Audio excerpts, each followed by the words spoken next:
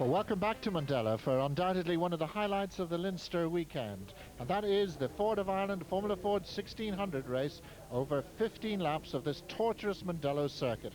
You're looking at them this time on the warm-up lap, and it's Derek Cunneely, number 4, who's bringing joy to the hearts of, I would imagine, Mondial, the Irish manufacturer, having his 91 car there in pole position. Alongside him will be Ali Johnston in the Swift, the man in the Golden Pages car that has already become the 1993 Ford of Ireland champion. So Alistair Johnston must be considered to be the favourite here in probably the more recent car. David Collier, how glad we are to see him on the second row of the grid. He is the man that inverted his Swift very badly on the first corner at Phoenix Park, which you may have seen on television. Then George McAlpine will join him on the second row of the grid, and joining me as usual in the commentary is Brian Chute. Yes, and I'd say young Cunneely will be nervous. It's his first time really on pole position. Ali Johnston on the outside there in the Golden Pages car has dominated Formula Ford this year. He's already won the championship, but Cunneely has it all to do. Not driving such a modern car, it's a 91 car. Actually, Jonny Kane, another great little driver from the north of Ireland, it's an ex-Jonny Kane car, went back to the factory, slightly widened in the wheelbase, and it really is going to be all down to him at the moment. He has the machinery, he has the experience, not quite as much experience as the man beside him, looking over at him at the moment, number 17 there, Alistair Johnston. And then on the second row, another with the young cats in the Stadall car. That's David Collier, as Alan said, spent his first lap upside down at the Phoenix Park.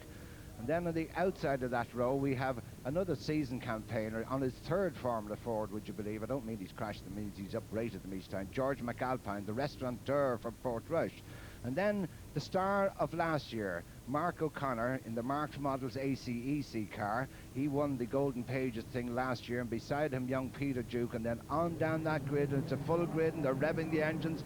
The 5-second board has been shown, and it's a red, it's a green, and a superb start from young Cunneely from the inside row. But Ali Johnston isn't giving up, and down the outside comes McAlpine. Collier looking at him. Mark O'Connor getting in the wars there, just got up on the back, loses a wheel, gets pulled off by someone else, and this is Formula Ford racing all over. But there's a problem with Ali Johnston. And Chris Paul, that's Chris Paul, number 9, one of the hot favourites also there. Mark O'Connor's out, he's perfectly all right, but the Mark Models car is certainly out of it. But look at this gap that Cunneely has. Ali Johnston's not there, is he? Slowed down coming out of the first corner, was heading for the grass, but wasn't involved in that contretemps. Might have broken a clutch or something. But now look at this, Collier and Cunneely. This is the battle of the young lions, and it's Cunneely at the moment dominating it from the front. We don't see the distinctive yellow car of Johnston there. He must have pulled off, but unfortunate for Mark O'Connor, came in, left his braking a little late and just climbed all over them. But look at this, number 7 there, another hot shot, Nicky Potterton, coming up from a bad position in qualifying. He qualified 9th, and he has it all to do now. Collier made some sort of signal to his pit there. I wonder, has he got a problem? He was pointing at something as he came past the pits. I wonder, is his front suspension out of order? George McAlpine it is in 3rd, then Peter Duke in 4th. Duke, and what a season he's had, that man. He's already the new Star of Tomorrow champion. We'll have a look at this. Watch for the red and white car. He's already locked wheels. George McAlpine moves over. He catches the back wheel, gets launched, catches the back. Now we know what happened to Ali Johnston. Caught the back of Ali Johnston. Just as Chris Paul is going around, catches the back wheel there, and yet another man on the grass there. But that takes Chris Paul and Mark O'Connor out. And obviously that shunt into the back of Ali Johnston has put him out. But this is our leader, the 20-year-old, really making it at the moment. But in the background there's this young tiger, and look at young Jukes up the inside, number 77, Peter Jukes, already up into 3rd place. He started 6th on the grid. He's already won the Golden Pages Star of Tomorrow and decided to go straight into the A final. Now this is the man who will be putting George McAlpine just been bumped out. He knows what to do, George, if he's going to get by him, and he shunts him in the back. That was a bit naughty, a little bit naughty there from George. That was a bit late on the race, just pushed him straight out of it. Young Mr. Duke will not be impressed there. Meanwhile, Collier is still set about chasing, so McAlpine there, and this is Nicky Potterton really going to. Now watch this. Jukes moves over to make that road very narrow for McAlpine, brakes early. McAlpine comes in, but is still off the brakes, gets the nose cone underneath Duke's gearbox, makes the back of the car light. The remore car gets away with it on the grass, but unfortunately Peter Jukes, who was going to make a race of this, is put out way down the grid. And Derek M. Daly is the man that benefited for that. He slid through and has gained 2 places. So we're looking at him there, number 2, Derek M. Daly, and then somebody else coming through on the inside, number 79. There's a man that we saw doing very well, that car doing very well. It's actually Brendan McKenna now in the car that his son was using yesterday. You saw Nicky Potterton just losing the nose off his car there, just came into, but look at McKenna diving in the inside in the XP car, and again Potter's been bumped down. I don't think there's too much damage. I think he just caught the nose. It's only a fiberglass nose, no suspension involved there, but this is a superb battle here. And that's Sean McGill. There's young Peter Duke, a very disappointed man indeed. He's already the Northern Ireland Formula Ford champion in his first year, and the Golden Pages Star Tomorrow champion, but here's the battle now, and this is the battle for 3rd place, and it's starting to rain. Yes, indeed it is, and rain. 1 or 2 drivers, it's too late now to change the settings of the car. In the olden days, some of the cars could really soften it from inside the cockpit. But look at this man now. It's McGill, Sean McGill, leading this pack, and there's Brendan McKenna. We saw his son out in this car yesterday, getting involved in a start line shunt with Michael Leonard Jr. But Brendan at the moment holding off the attentions of Nicky Potterton in the red van team. And Potterton, yes, down he goes, and Potterton has got to get around that inside. Yes, again, McGill leaving the door open, and Brendan McKenna just rightly coming down the inside. But that's knocked 2 of them out, and McGill gets going again. But this has moved Potterton up at the 3rd place. Maybe I'm getting old, Brian, but it certainly puts a question mark on some of the driving tactics I think we've seen this weekend, and I would imagine the observer's notebook would be very full from down there at Lodge Corner. No problem with Derek Cunneely, however, number 4. He's right out on his own. He's got to keep a cool head there, because David Collier is not that far behind. David Collier there in the Swift, just coming into picture now, number 16. Then the very experienced Derek M. Daly had to really use the tag M, because of course when he started racing, Derek Daly had only just left Ireland, the man who went on to be a Grand Prix star. And young Cunneely, we see the inside. He's committed here, Brandon. He comes down very late on the brakes. McGill just turning in. There was a gap there, and I wouldn't put it down to being bad driving, just the gap was there. He thought he would get it in. McGill should have seen him coming and maybe moved to the left a bit, but this is where Brendan gets excited and spins it and loses a lot of time. But McGill around the back of the car and gets back on the track. But young Cunneely there, he races for Ken Tom Racing, and that's made up of Ken Savage and his father Tommy Cunneely, and they put a team together. They decided to get this young man onto the track, and he's warming himself up for 2 weeks time, which is the big Formula Ford Festival here at Mondello Park on Sunday the 26th.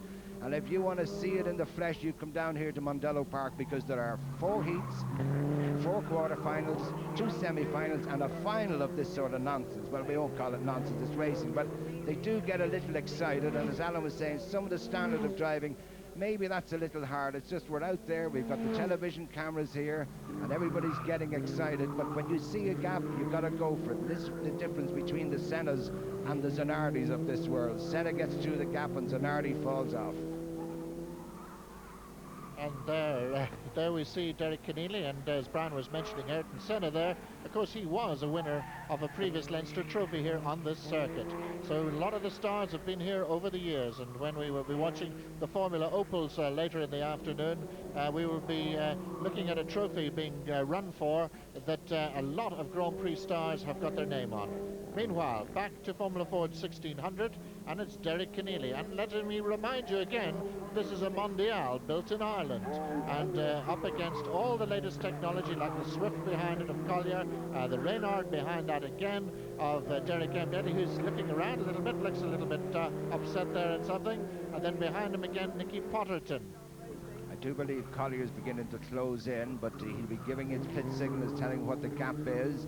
Sponsorship this weekend, Cunneely and ex-Carter comes from John Hanlon's Tank Engineering at Fina Oils, and a lot of the older kart men, I know John won't mind me saying that, will be supporting young lads like this who came, he hit the curb there. Now that's not going to do you any good, Derek, because young Collier will be watching for every little mistake you made. Just got to get your head down and use the right piece of tarmac and stop bumping off the curbs. keep it nice and smooth, turn in nice and early and get it out. But Collier, again, it is always easier to follow than to lead. Collier will be watching every move this man makes. A little slight haze of rain out the back of the circuit. At the moment it hasn't affected the grip, but this is the Statoil oil car of young Collier that made his name to fame at the Phoenix Park, as Alan said.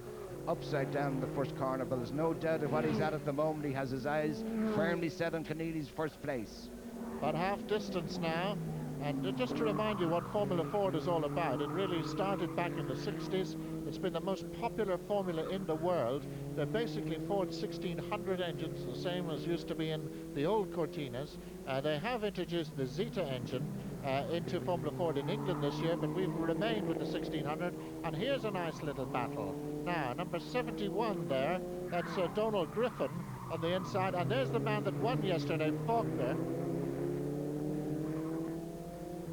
And we hear that number 15 has got a black flag. That was a close thing. Faulkner spun there coming into cast. It was avoided by everybody there, but we are getting from our pit crews that number 15 is being given a black flag. But we're back here with this battle at the moment between number 71 Donald Griffin, and this is an experienced man. He's actually an air traffic controller down at Shannon, and number 71, that's Griffin. Number 13, who got on the grass, Paul Holmes. Now, he was in contention for the championship. He's actually with third in the championship with 23 points, but had a bad practice this morning, started in 10th position, so he's really worked his way up. So Donald Griffin here at the moment under close attention from another of the young cubs from the north of Ireland, Paul Holmes. That battle is for 8th place. Paul Holmes going for the outside line in his Van Diemen, the Reynard ahead of him, of Donald Griffin. Griffin has been racing and indeed rallying for quite a number of years. And there he goes, Holmes down the inside again, but he's not just quite close enough. Griffin is not going to be an easy man to pass. He's very experienced. And Paul Holmes, in his second season of racing, has shown flashes of brilliance, but not the consistency needed to really score in championships. Trying round the outside, he's certainly brave enough, Brian. Yeah, it's a brave manoeuvre. We've seen one or two get away with it, but you've got to really be alongside to intimidate the man. Donald, plenty of experience, as I said, drives all the way, holds the car up from Shannon for these races, enjoys his motor racing, and at the moment is not really driving defensively. He's just getting on about his work. He's leaving the door well open for Holmes. If he wants to take his chance, he'd do it like coming into the S's. There was plenty of room there. Holmes tried the wide line but lost out. Now locking wheels there. Holmes just getting a little excited. He will see a gap or two, but if you're 2 car lengths behind, there's nothing you can do about it. By coming in late on the brakes there, he lost 2 car lengths to Griffin, who just drove beautifully through the S's. Now down here again, but this is our race leader, this young 20-year-old out front, and in the background, in his mirrors, he will still see young Collier in the Statoil car making inroads, not as much as he was in the early part of the race, but holding station at the moment. So just to update you, as the leaders come over the line to complete their 11th lap of this 15-lap race, it's Derek Cunneely who leads, from David Collier in second place, Derek M. Daly third, then Potterton, McGill, O'Friel, Prendergast, Griffin, Holmes, that battle we were watching a minute ago, and Sheehan. Now again, Holmes did that manoeuvre up the outside. Has he got him side by side? Griffin has got it, just hold it, he's got it. What he did, he got Griffin on the inside of the top hairpin at Cricket Hill, going late on the brakes. Griffin trying to turn it around the back of him. Yes, using that, no, just the gap wasn't there. I know what he was trying to do, but Holmes just didn't get out of the way. But a good manoeuvre from Holmes. We're back with our race leader, number 4, young Cunneely. Derek Cunneely leads. In second place, David Collier, number 16, just there, coming into shot. And Collier definitely now closing slightly, inch by inch, lap by lap. He's lapping not so fast on the last lap. We'll just get the update now as they go past. And in fact, he's considerably quicker than Cunneely on this latest lap. Derek M. Daly in third place there, number 2. In the gas view car, that's a Reynard. Very easy to spot them. They've got this rather distinctive wide rolled hoop. There's the Mondial that's leading of Cunneely, and the battle now definitely on between first and second. So Collier really putting the pressure on. Yes, these two will have raced against each other in karts, so they will know what it's all about. Young Derek was a former junior and senior All-Ireland junior karting champion in the 100cc class, so that is the groundwork he's doing. You can see in the background that camera shot is slightly deceptive. It gives the impression that Collier is really closing. In actual fact, he is lapping just slightly slower than Cunneely. So Cunneely will be watching his pit board, he'll be watching his mirrors, right? He's going to have to put in a quick one to get that gap back. Lapping in the 59s, they qualified yesterday for this race in the 58s. The conditions should be good, plenty of rubber laid down from the previous races. At the moment, he will see Collier slowly crawl back. Third place man not really in contention at the moment, as these two young cubs are really taking their task to heart. And Collier definitely the quickest of the two now. He did a 59.06 compared to 59.45 of the leader, and you can visibly see that he's closing in a little bit, but the problem is he's got less than 2 laps to do it in, and really time is running out for Collier. So if Cunneely can really keep an old head on these young shoulders, he could have the victory of his lifetime coming up in about a lap and a quarter's time. Down they come round Cricket Hill, but look at Collier now. He's definitely with him. He's definitely closing as they come down the hill to go onto their last lap.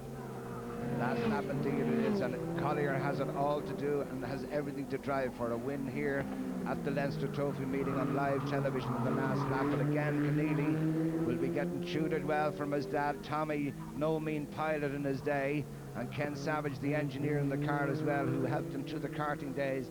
And I have a funny feeling that it'll take a lot more than just Collier in his mirrors to unsettle this man. He's coming down perfect, not sticking the tail out. Again, under braking, you get the impression the second place man is closing in, but once they accelerated the corner, pull it back, he has got 4 corners to do.